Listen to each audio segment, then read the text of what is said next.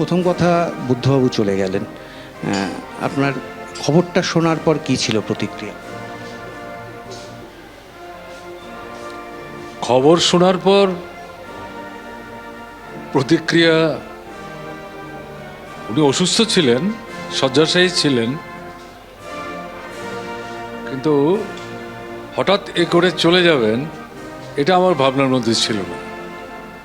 যাই হোক, প্রাথমিক প্রতিক্রিয়া হচ্ছে চলে গেলেন, একটা শূন্যতা তৈরি হলো।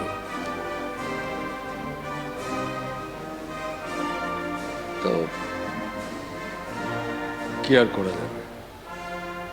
আপনি ত্রিপুরার মুখ্যমন্ত্রী, সেই সময় বুদ্ধদেব ভট্টাচার্য পশ্চিমবঙ্গের মুখ্যমন্ত্রী, এবং কেরলেও তখন আপনাদের সরকার। অর্থাৎ এই তিনটে জায়গায় একসঙ্গে আপনারা সরকার চালাচ্ছেন।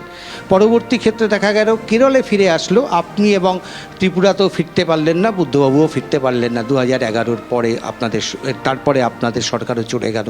এই যে একটা শূন্যতা, কখনো মনে হয় যে কি হবে? কি হবে? ভোটে জয় আছে, পরাজয় আছে।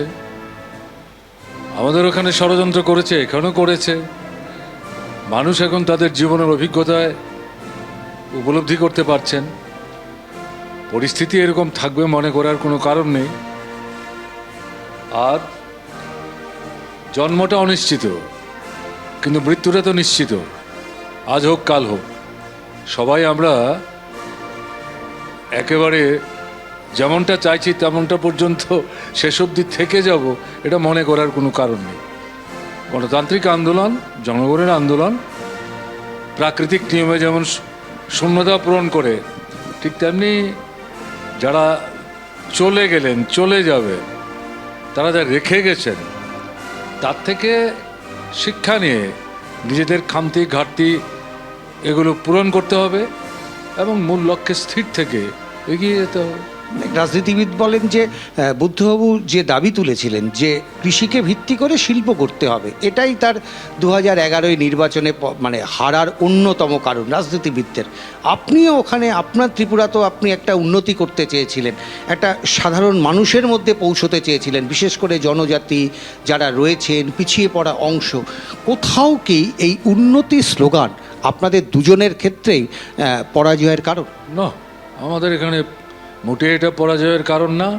এবং বুদ্ধদেব ভট্টাচার্য যখন মুখ্যমন্ত্রী ছিলেন পশ্চিমবাংলায়, বামফ্রন্টের পরাজয়ের কারণ উন্নতির স্লোগান নয়। এটা ভুল ব্যাখ্যা, এটা ভুল ব্যাখ্যা।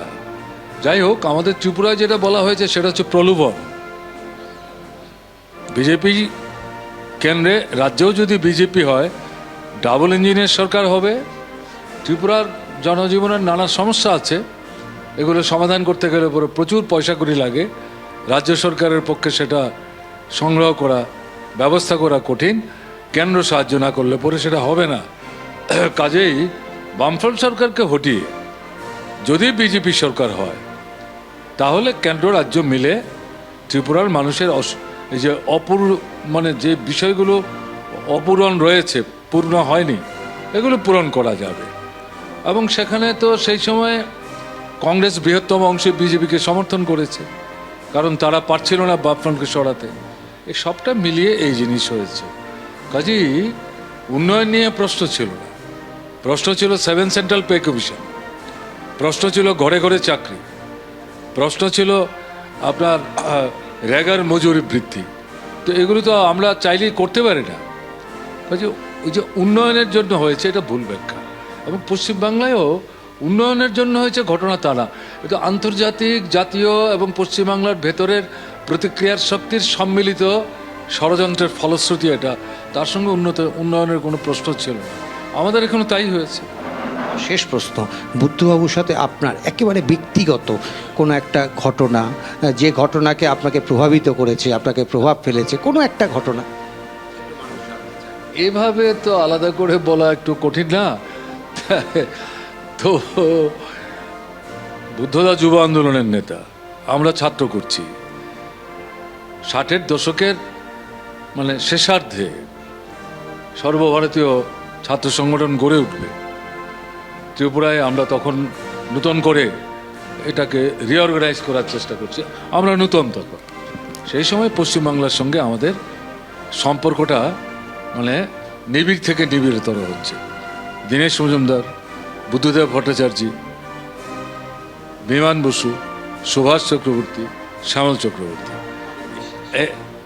অনিল বিশ্বাস, মানে এই যে পাঁচজনের কথা বললাম, তাদের তখনকার যে পর্যায়টা, তারা কেউ প্রেসিডেন্ট কেউ সেক্রেটারি। এই অনিলদা তখন ওই ছাত্রদের যে পত্রিকাটা, এটা তিনি এডিটার, তার সঙ্গে আমাদের সম্পর্ক সেভাবে গড়ে ওঠে।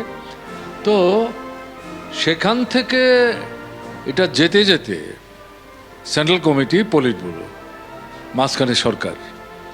তো এই জায়গায় তো আপনি যেভাবে বলছেন কোনো একটা ঘটনা, এটা তো আমার পক্ষে বলা খুব কঠিন ভাই। কারণ এই যে লং জার্নি, গোটাটাই তো মানে ঘটনাবহুল। তো এদিক থেকে চট করে এরকমভাবে বলা কঠিন। তো আপনি বলছেন যখন, বলতে বলতে আমার যেটা মনে হচ্ছে, জ্যোতিবাবুকে প্রধানমন্ত্রী হওয়ার জন্য নানা দিক থেকে চাপ ছিল, আমাদের সেন্ট্রাল কমিটি সেটা গ্রহণ করেনি। দুবার মিটিং করলাম আমরা, হলো না। তারপরে আমরা ফিরে আসছি, তখন প্রধানমন্ত্রীর লোক খোঁজা হচ্ছে। তো বুদ্ধদা আমাদের পরে এসছেন, আমরা আগেই এয়ারপোর্টে চলে গেছি। বুদ্ধদা ঢুকে আমার নাম ধরে ডেকে বলছে, মানিক পাওয়া গেছে। বলি কি পাওয়া গেছে? বলে প্রধানমন্ত্রী হওয়ার লোক পাওয়া গেছে। কাকে পাওয়া গেল? কারণ আমরা সেই সময় পর্যন্ত জানতাম না। তখন এই কর্ণাটকের সেই সময় যিনি মানে দেবগৌড়া, তিনি মুখ্যমন্ত্রী, তার নাম তখন বললেন। আমি বুদ্ধদাকে বললাম, কে এই ভদ্রলোক? বলে তুমি যা বলছো প্রশ্ন, আমার তো একই প্রশ্ন ছিল। উনি হচ্ছেন এই কর্ণাটকের মুখ্যমন্ত্রী। কারা তাকে খুঁজে বের করলো, তারপর নানা কথাবার্তা হলো। ওই যে ঘটনা, মানে এটা আপনি বলার পর আমার যেটা মানে চট করে যেটা ওই ঘটনাটা মনে হলো এয়ারপোর্টের মধ্যে, এটাই বললাম। অনেক ঘটনা, অবশ্যই অনেক ঘটনার সাক্ষী তারা, কিন্তু পাশাপাশি বুদ্ধদেব ভট্টাচার্যের চলে যাওয়া, এটা যে পার্টির কাছে একটা অপূরণীয় ক্ষতি, এক বাক্যে স্বীকার করেন মানিক সরকাররা।